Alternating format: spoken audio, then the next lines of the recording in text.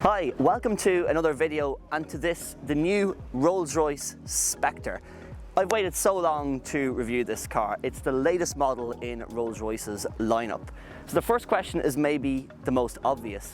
What is this car? So to the untrained eye, it might look like a new race, but it's actually a completely new model, and it's much more a successor to the Rolls-Royce Phantom Coupe. It's even more significant in that this is the very first electric Rolls-Royce, the first full electric Rolls-Royce car. And that's a huge step in the company's history. In fact, back over 100 years ago, Rolls-Royce's vision was actually to produce an electric car, and now they're finally getting around to it after years of testing and development. This car is also significant and particularly symbolised by the fact that they've actually redesigned the Spirit of Ecstasy for the first time in the company's history to signify that this is a completely ground up new model, but more about that later on. Initial impressions of the Rolls-Royce Spectre. I think the first thing to say about it is that sometimes, and you'll see from my other reviews of other Rolls-Royce cars, that I often use words like purposeful or stately to describe their appearance, or that they have a huge amount of presence, which this car has. But this is perhaps the first model where I would say that it was actually quite dynamic, whisper, even sporty in appearance. Given the aggression of the lines, how sharp and really precise, just definite aggression and precision to the lines of this car that give it a little bit more of a dynamic appearance than the other models in the Rolls-Royce range or any other model they've actually built. It's a really, really cool car. So what we'll do in this video, I'm going to go around the car, show you all of the really cool features of the new Rolls-Royce Spectre. We'll take it for a drive as well. I can guide you through everything I love about this car, inside and out. So let's look at the front of the new Rolls-Royce Spectre, which is actually my second favourite angle of this car. We'll come to my favourite angle very shortly. Straight away, the car is dominated by the Rolls-Royce Pantheon style grille. Obviously, in an electric car, this isn't necessarily necessary, but it's part of Rolls-Royce's heritage. We'll see it at night time as well, because this grille actually illuminates when you open the car. Little Spirit of Ecstasy rises. And even in the illumination of the grille, behind each of these fins, there's actually, it's brushed material, so it diffuses the light in a really nice way, so as the grille glows rather than glares.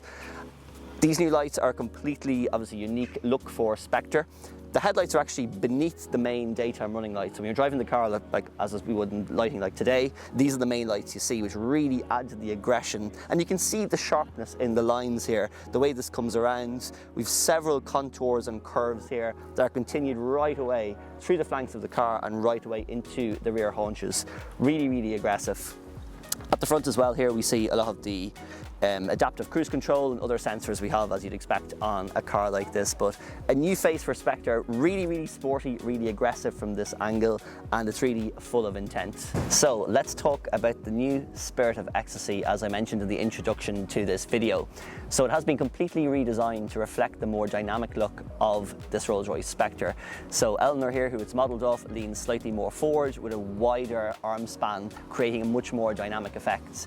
This is actually significant, as I said, because it's the first time this has been redesigned. But a fun fact about their Spirit of Ecstasy is that the reason why we have a Spirit of Ecstasy at all is that over 100 years ago when Rolls-Royce was first established, the car actually came with a radiator grille, and people used to put their own statue or emblem or mascot on the bonnet of the car. As you can imagine, this caused huge variation in the type of things people put on their Rolls-Royces, and ultimately Rolls-Royce took a little bit of a dim view as to some of the creations that people put on their Rolls-Royces, and they decided to standardise and create their own mascot. So they employed a guy called Charles Sykes to model this, which is often known as the Flying Lady, based on somebody known as Eleanor. And that has been the mascot of Rolls-Royces to this date. So this is my favourite angle of the new Rolls-Royce Spectre, because it really, really illustrates the dynamism and the aggression in the design. Straight away we can see how short the front overhang here is, i.e. how close the front wheel is to the front of the car, which really adds a sporty vibe to the car. We see these laser sharp front lights, the new dynamic Spirit of Ecstasy, the aggression in these lines and contours.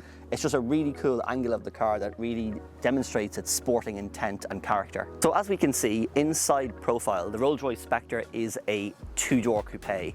Not only that, it's also a completely pillarless coupe because there's no B-pillar here. This really gives the car a kind of a luxurious yacht type vibe. The car also is famous for its coach doors, and on the Rolls-Royce Spectre, they're spectacular. They're massive, 1.5 meters long, and they open to reveal that sumptuous interior. There is another party trick though in the Rolls-Royce Spectre in terms of the coach doors, because heretofore, when you hop into a Rolls-Royce, you just have to press a button on the dash and the door will close.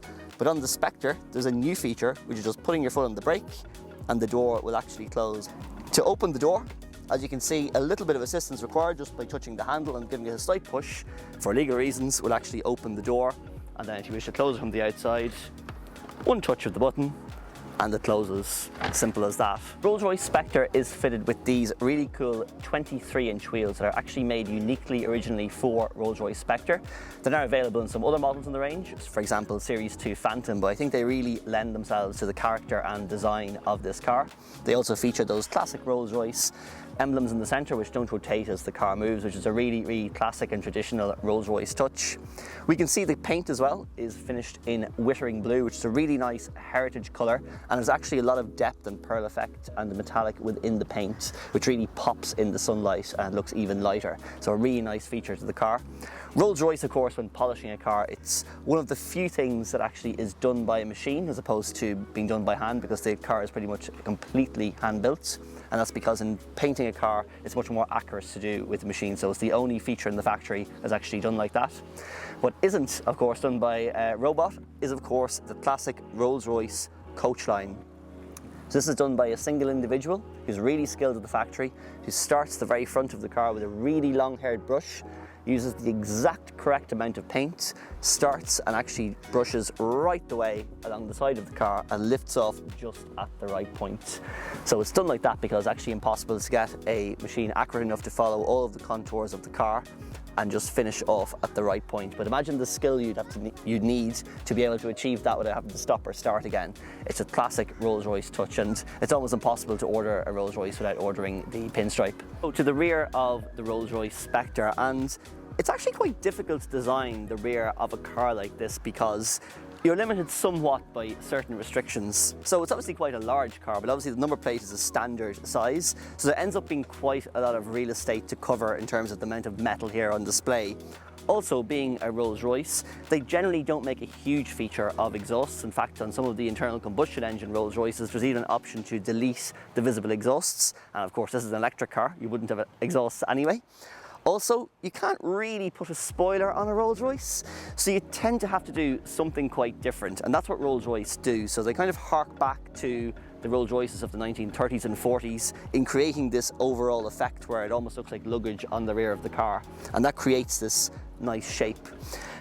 In terms of further detail, Rolls-Royce believe in a post-opulence philosophy, which is the philosophy essentially of producing something that's so clean and minimal in design that you don't need superfluous, fussy detailing. And that's why there are no extra model badges on the car. Rolls-Royce don't do model badges, they're simply a Rolls-Royce symbol. So in terms of extra detailing, to give this car a little bit of pop, what they do is they focus particularly on producing really beautiful rear taillights. And these taillights in themselves are almost like a piece of haute couture in terms of the design. They're vertical for the first time, and you can see the double or symbol, which is nicely embossed into a piece of brushed aluminium within the lights. So they give the car a really distinctive appearance at night. It's unmistakably a Rolls-Royce. It couldn't be confused for anything else. High level brake light at the top, and of course at the rear we have the boot. So it's easily accessed from either the key or a pressure pad under here. Plenty of space beneath here. You have all of your cables and so on for electric charging, beautifully lined in nice deep fabric, and then obviously a button to close. So a nicely executed finish to the rear of the car. You can also see those aggressive lines in the rear haunch just being molded nicely into the boot design and down here and around under the number plate. So yeah, a nice integrated design and something that finishes off the rear of the Spectre really nicely. However nice the exterior of the Rolls-Royce Spectre is, it's really with the interior of their cars that Rolls-Royce set themselves completely apart. These interiors aren't just luxurious, they are opulent. Even opening the coach door, when you smell the scent of that wonderful leather, it just hits you immediately. The materials in use here are of unimaginable quality. There is no budget in Rolls-Royces when in terms of designing and producing the interior of the car. They just really go for the very best that exists and make it better, which is of course the motto of the company. You can even see in this door card here, for example, some of the detailing. So we have this wonderful open obsidian EOS wood, so it's open pore in design, feels really nice to the touch. We have this panel here which is coated in that wonderfully soft leather. Behind the panel at night time, this is backlit with really nice ambient lighting. We can see in the door handle we have wonderful Art Deco detailing in terms of the design. Every touch point, every metal point is real metal as opposed to being plastic. And even in the audio system, you can see in the speakers in the door of the car, Rolls-Royce actually designed their own in-house audio system rather than employing another manufacturer. So really nice detailing. Every single surface along the sills, along the A-pillars, all of the interior is coated in leather. And at the very top of this, there is a rail which is actually polished stainless steel. So it feels cold to the touch when you, of course, handle or touch the door, which of course you don't really need to do because this is a Rolls-Royce and you can just hit the button and close the door. The interior of this car really is something else. It is spectacular in design. Just to point out some of the features, and some of them are quite, known about and publicised in terms of Rolls-Royce, and others are unique and new to the Spectre. So the first thing to say is just, again, the quality of the materials in use. So even these air vents here with these wonderfully damped organ stops. You can hear the jing of the real metal. They're very, very cold to the touch and just add that sense of opulence. Even the colour scheme of this car, when you go onto the Rolls-Royce configurator and you commission a Rolls-Royce car, there are kind of set themes that you would pick where a lot of these colours are pre-decided, but of course you can customise any aspect of the design of the car, from materials to colours to stitching. But this really, really nice blue effect is particularly nice with the stitching, the darker colour on the top and the really light kind of baby blue underneath. Just really, really nice contrast. Unique to Spectre, we have of course this design on the passenger side of the car, which is a really nice design which we'll show you at night time. So it's Spectre with a wonderful kind of a stardust effect. And how Rolls-Royce actually achieved that, another manufacturer might simply, produce a panel with holes in it and there's LED behind and they shine through. That's absolutely not what Rolls-Royce have done here. They've done something really, really expensive, which is to produce several layers of glass to have individual lights and then the Spectre emblem, and this lights up at night time to create a stardust effect. And that ties into two things in the car. Number one is the starlit headliner, which is made up of a series of fibre optic cables, over 1,000 in fact, that are actually individually put into the headliner of the car and planed off, and this creates a twinkly star effect at night. And within the Rolls-Royce Spectre there is an optional shooting star effect where every few seconds at random a little star shoots across the headliner, which is a really nice evolution of the car.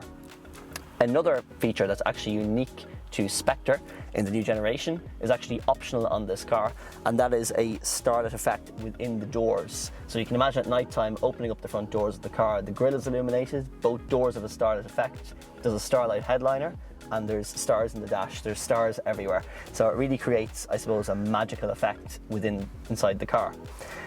The woodwork inside Rolls-Royces as well.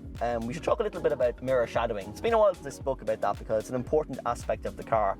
And we know in nature, obviously, wood comes from trees, to state the obvious. And within that, obviously, grain grows naturally. So it's not going to be symmetrical in terms of a panel.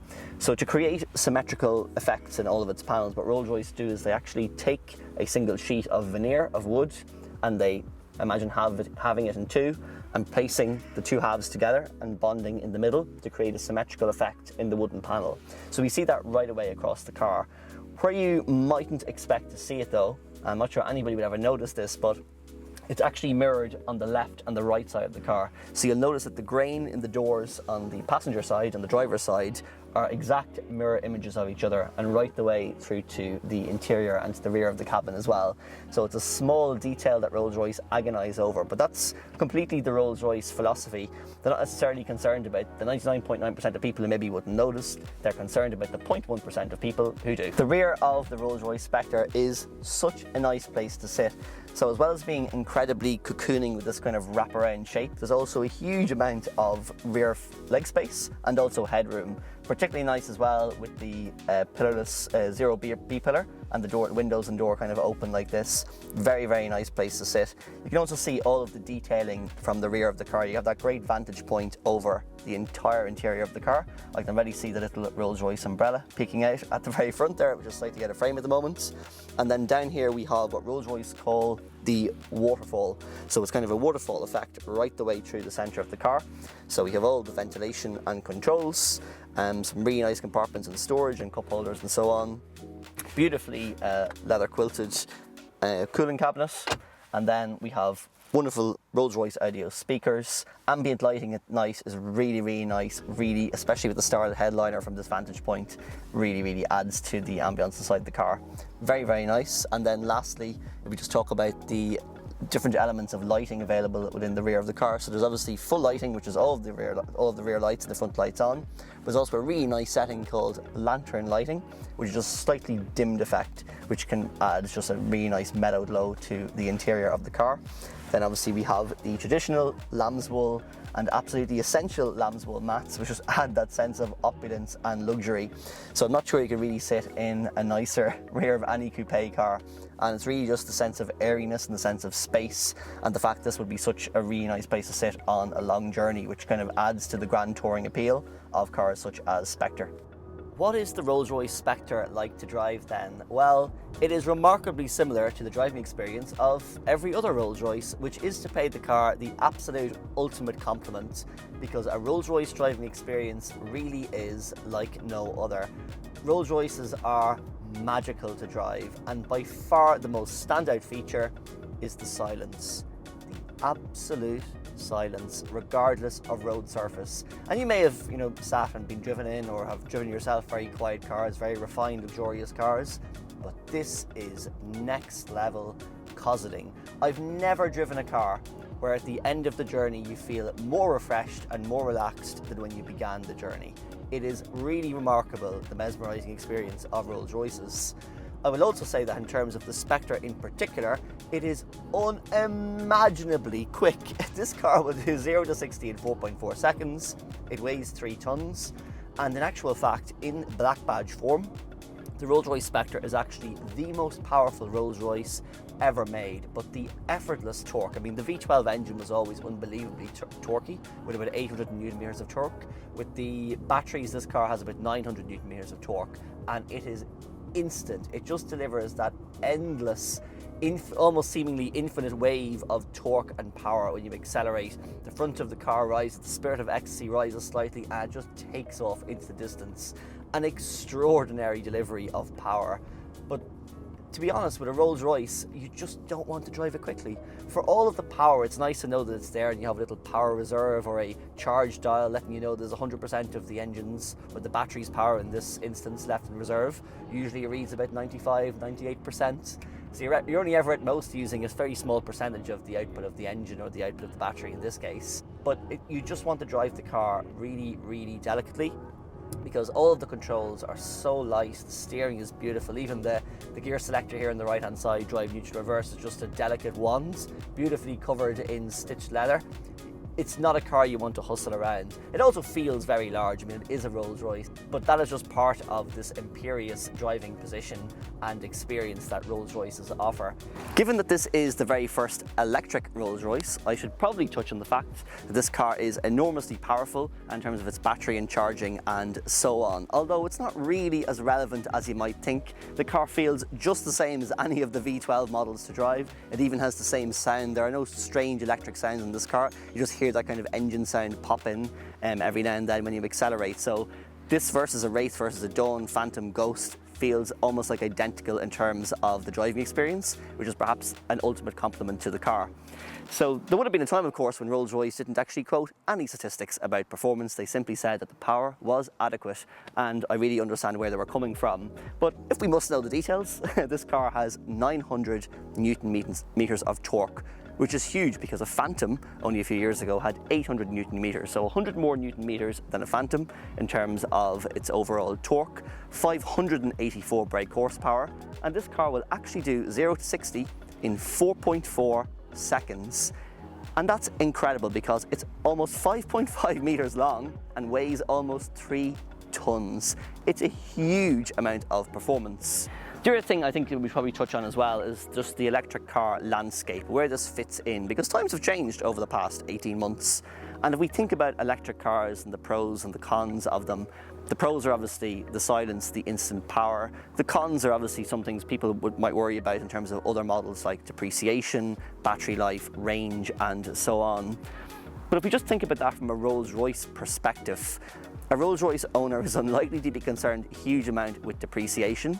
The range of this car is more than adequate. It is about 300 miles in terms of realistic range. Rolls-Royce owners are more than likely to have other cars in the garage as well. So it's really the benefits of electric power that suit the Rolls-Royce so much, which is that unbelievable silence, that instant power delivered from such a huge amount of torque.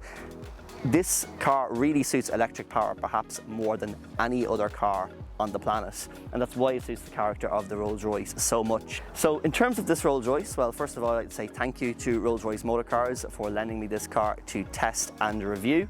Rolls-Royce has been very good to me over the years, giving me many different models from Cullinan, Phantom, Ghost. I've probably tested them all at this point.